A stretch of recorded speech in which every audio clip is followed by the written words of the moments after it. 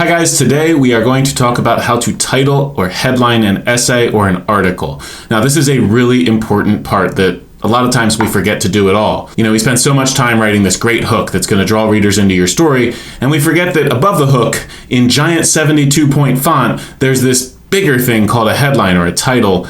And that's really important to getting people to read your essay or your article. So let's first start with looking at a couple of things that a good headline will do. And I'm going to use the word headline today because let's think of this as like a news article. That's a place where you really need to grab attention, right? There are dozens or hundreds of different choices for someone to read. And the headline is going to do a lot of the heavy lifting for making that person actually start to read the article. So any headline is going to have several different goals. First, you want it to be unique and eye-catching. Now, unique is really important. And for a school example, if every kid in the class is writing an essay on the same topic, let's say the history of the Revolutionary War, then the unique part becomes even more important. If there are 130 essays titled The History of the Revolutionary War, none of them stand out. You've covered the topic, but you're not grabbing attention. So we want it to be unique. And just like the hook, we want it to draw the reader in. The next thing a good headline will do is predict content. Now that means that a reader who sees that headline should have some idea of where this story is going. In some ways that seems fairly obvious, but just keep it in the back of your mind.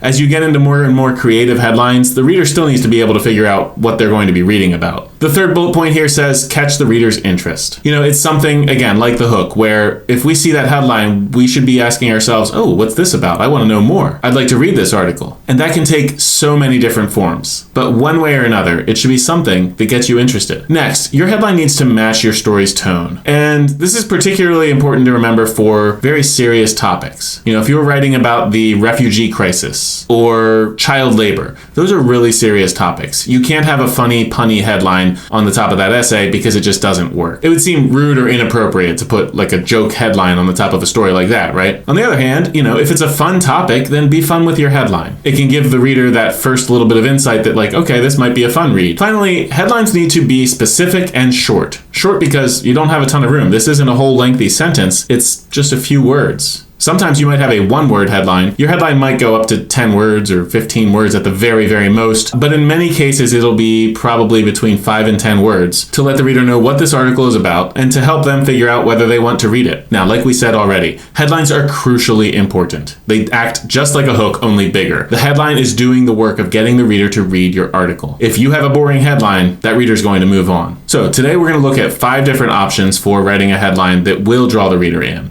And we're going to start with the most basic one. This one is called a subject-verb-object headline, which is just basically grammar talk for the types of words that are used to make this headline. This headline kind of sounds a lot like a sentence if you took out the least important words. So, for example, Steelers destroy Ravens. That's pretty similar to the sentence, the Steelers destroyed the Ravens last night, but they looked just at the most important words. Steelers is the subject. What are they doing? They're destroying. And what's the object or the receiver of that action? The Ravens. It does not have a period at the end. It's not actually a sentence. It's a title. It's a headline. But Steelers destroy Ravens would be a fine enough headline to draw any Steelers fan into that article, right? Second example there is students collect cans for charity. So this is a really straightforward headline. It's not necessarily exciting. It does get the job done of telling you what the article is about. I would call this kind of like the bare minimum for any headline. At this point, you've at least created a headline, right? And we know what your story is about now. In some cases, with a really serious topic, this might be the place to stop. In other cases, let's start to get a little bit more inventive. Our second option is a label headline. And this one's also fairly straightforward. It's more or less just the subject of the story, but without the verb or the direct object. So it's probably even fewer words than the subject-verb-object headline.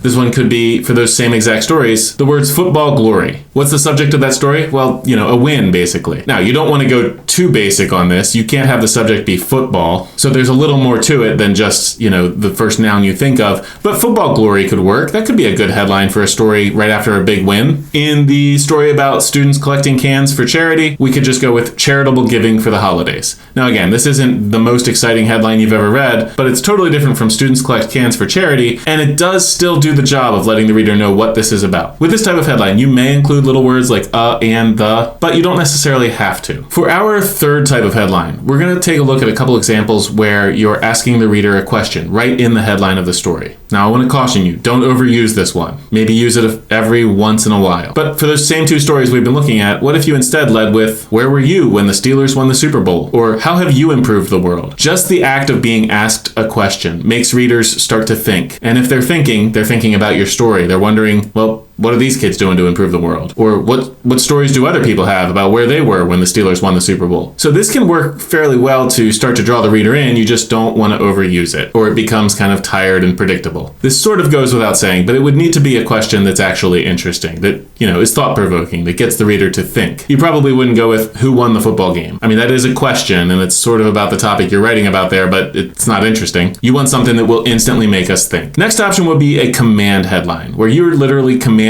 the reader, telling them exactly what you want them to do. So in a sort of football related story, maybe in like a school newspaper, your headline could be, wear black and gold on Friday. It's really straightforward. It tells that maybe we're having a day when students dress up and wear black and gold. For the food drive type story, you could say, collect a can to change a life. It is a command, right? It's telling the person what to do. And hopefully it gets them interested enough to keep reading, to find out if that is something they actually want to do. And that brings us to our final category of headline for today, which is just clever stuff. Word plays and puns. And I'll show you a couple of examples. There are infinite examples, as long as they do match the tone of what you're covering. I'll be honest, these don't always work that well for the Be the Change editorials, where it's a really serious topic, but it's something worth keeping in mind maybe for a future essay. And I have a lot of sports examples for this type of headline because, sports is never really that serious, right? Well, for some of you it is, but it's not. It's not serious in the way that like child hunger might be serious. So we've got four-leaf clobber, a play on four-leaf clover. We've got NBA on a story about whether part of Canada might get an NBA team. We've got plastic straws bend to criticism, a personal favorite of mine,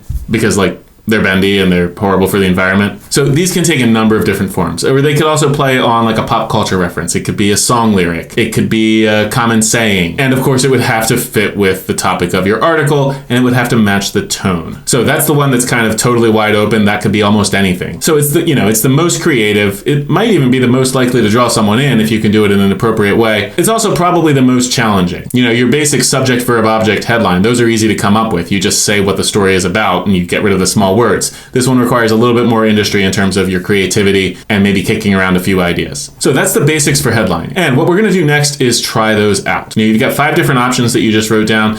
And I'm going to link you to a document that also lists 20 different ideas for a type of headline that you could write. And then you will be provided with 8 different very short stories. These are all real news stories from the year, and they are all in need of a headline. So what we'll do during class today is take some time to first read the story, obviously, because if you don't know what the story is about, then you cannot put a headline on it, and then brainstorm. Look at your notes, look at the first list of the 20 different ideas, and see what kind of headlines that you can come up with to draw attention to this story. Toward the end of class, we're going to talk both on Zoom and in class, and I'm going to ask you to share some of your answers. So you want to be ready with hopefully up to 8 different creative headlines that would actually draw the reader in. If you can't get all 8, that's fine, but you certainly want to have more than none. So go ahead back into the learning plan, link to that document, and using both your notes and the first page of that document, start doing some brainstorming on some great headlines that would draw the reader into those different articles. Go for it.